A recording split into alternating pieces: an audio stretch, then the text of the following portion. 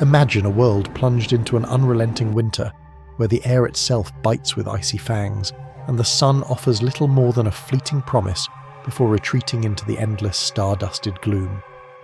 This was the stark reality for the Vikings, hardy seafarers and warriors who carved out an existence in the unforgiving lands of ancient Scandinavia. Picture their longships cutting through tempestuous, freezing waters, their breath misting in the frigid air as they landed on snow-dusted shores. Their sagas speak of epic battles and daring voyages, but beneath the glory lies a more fundamental, often overlooked, struggle for mere survival against nature's harshest adversary, the cold. We're not talking about a brisk autumn evening. We're talking about sustained, bone-chilling temperatures that would test the limits of even modern-day adventurers equipped with advanced synthetic gear. How, then, did these intrepid Norsemen, armed with seemingly rudimentary technology, manage to endure the punishing nights, specifically when they were far from the relative warmth of their longhouses, perhaps on a raid, a trading expedition, or a hunting trip, and forced to seek shelter in nothing more than simple tents? How did they not succumb to the lethal grip of hypothermia? This isn't a trivial question. It's a delve into the very core of their resilience and ingenuity. Forget the romanticized images of horned helmets for a moment, and instead visualize a group of battle-hardened Vikings huddled together as the icy wind howls outside their temporary canvas shelters. The air inside would have been thick with the scent of wood smoke, damp earth, and human sweat, yet still dangerously cold. Their survival hinged not on magic, but on a profound understanding of their environment and an extraordinary ability to adapt. What ancient secrets did they possess to cheat death by freezing? How did they manage to find warmth and even a semblance of rest when every breath visible in the air carried the threat of the brutal north?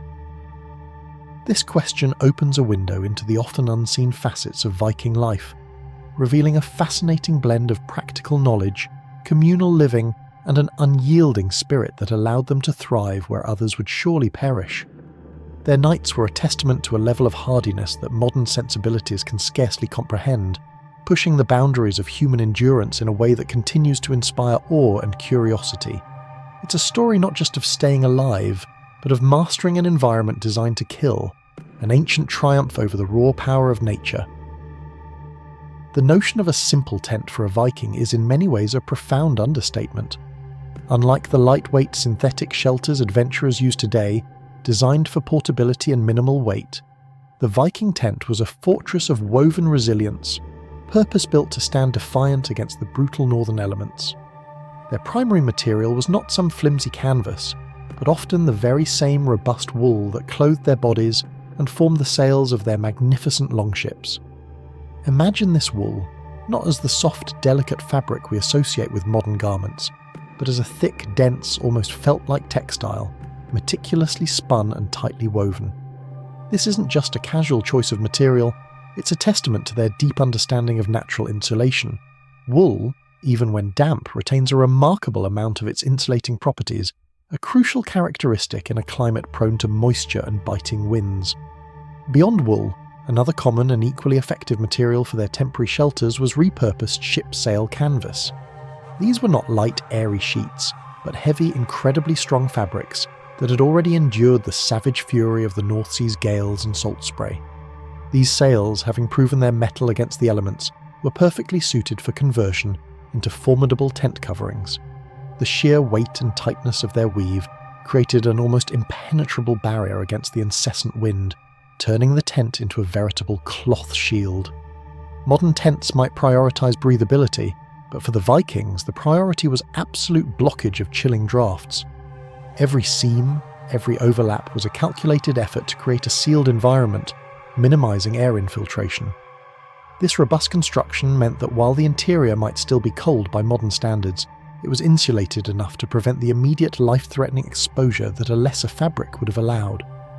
The tent was not merely a roof over their heads, it was a carefully engineered cocoon, a vital first line of defense against the relentless cold, proving that even with seemingly basic technology, a profound understanding of natural materials could provide remarkable protection. Beyond the physical structure of their tents, one of the most powerful and often overlooked strategies for Viking survival in the frigid nights was their profound reliance on communal sleeping. This wasn't merely a social custom, it was a calculated and critical survival tactic, transforming their collective bodies into a literal live blanket. Imagine the scene. Within the confines of a sturdy tent, or more commonly the long single-room longhouse, Vikings would huddle together, shoulder to shoulder, sometimes even stacked in layers, like a human tapestry.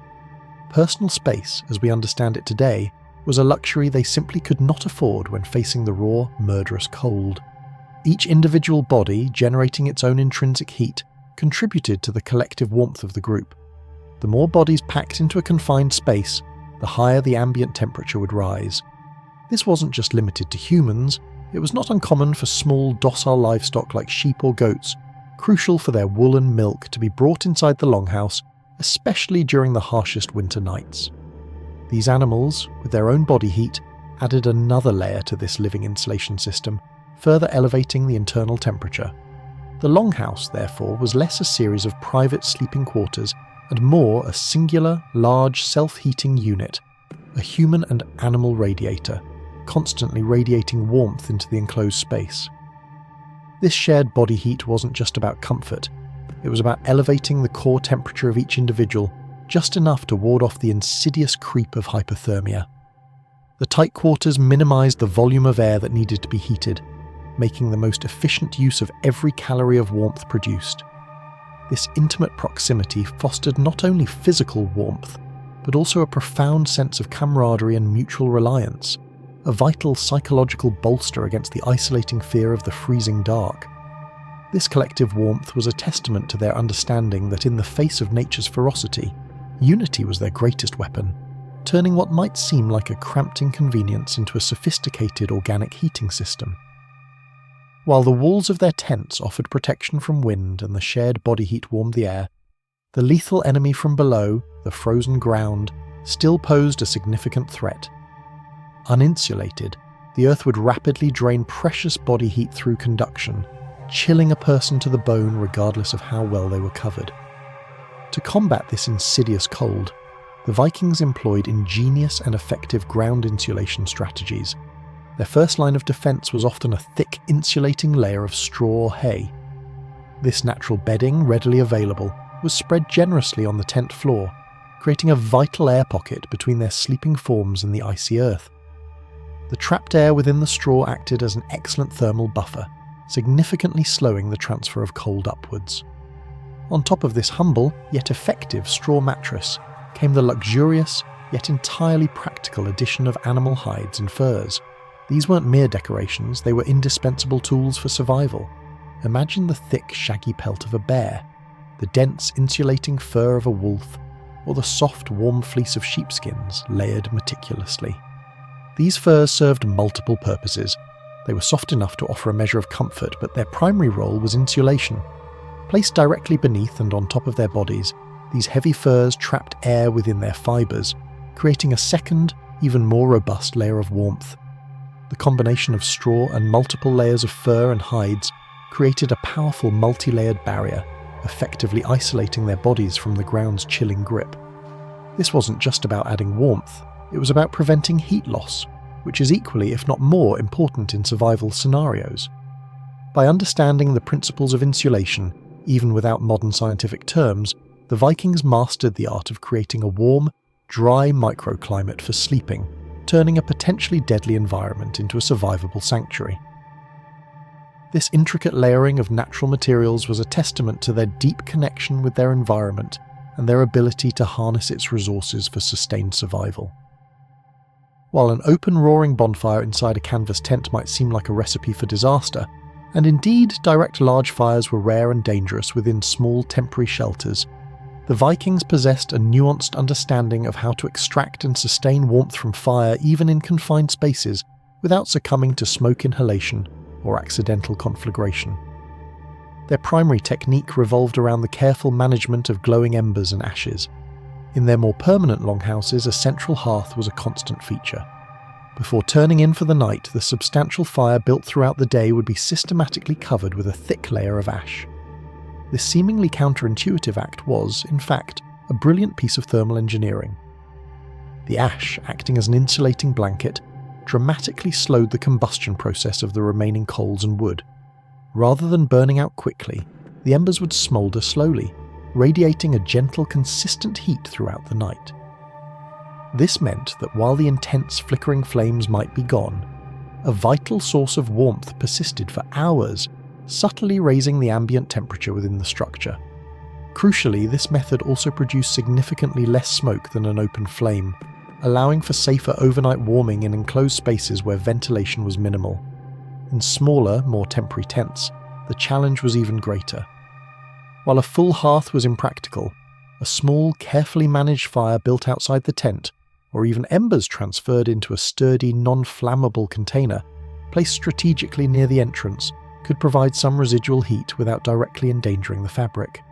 The key was to maximize the latent heat from the smouldering process.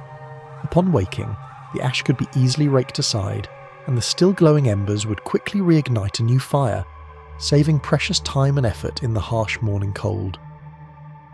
This sophisticated understanding of fire dynamics allowed the Vikings to harness its life-giving warmth in a controlled, efficient manner, extending its benefits long after the visible flames had died down, transforming fire from a momentary blaze into a sustained, strategic ally against the night's relentless chill.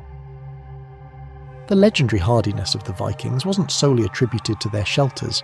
Their personal attire played an equally critical role in their survival against the biting cold, both day and night.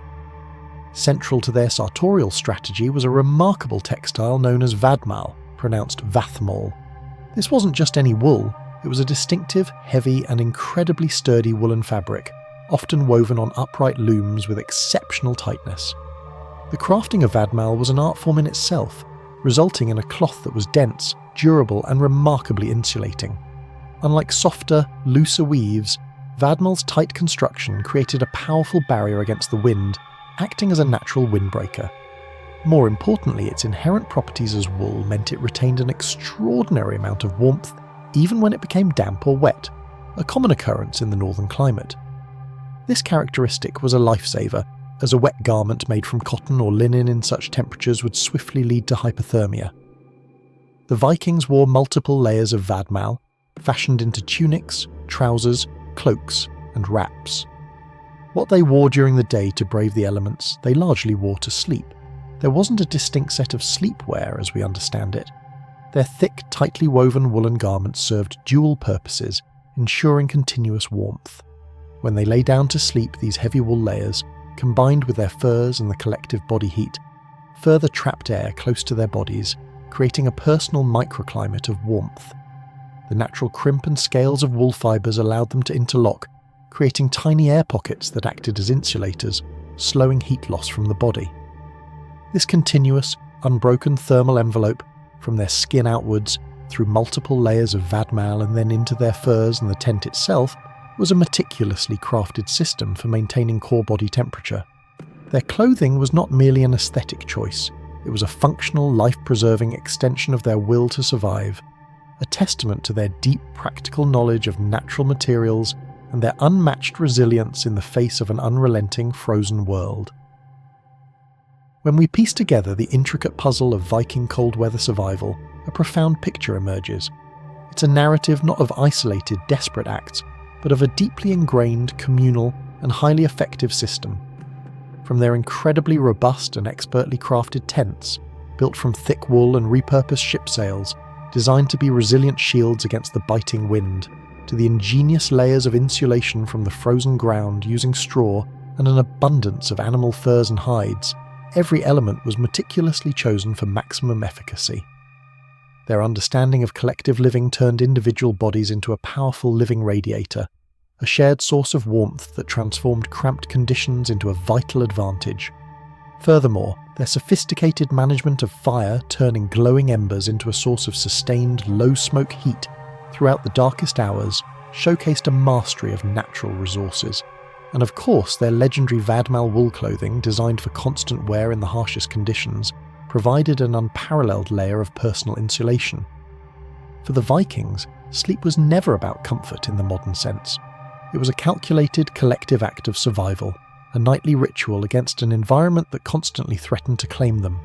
There was no room for flimsy materials, inefficient practices, or individualistic isolation when facing the brutal embrace of the northern winter.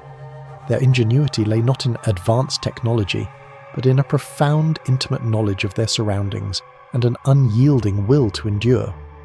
These strategies were born of necessity, honed by generations, and passed down as essential lessons for thriving in a land that would crush the unprepared.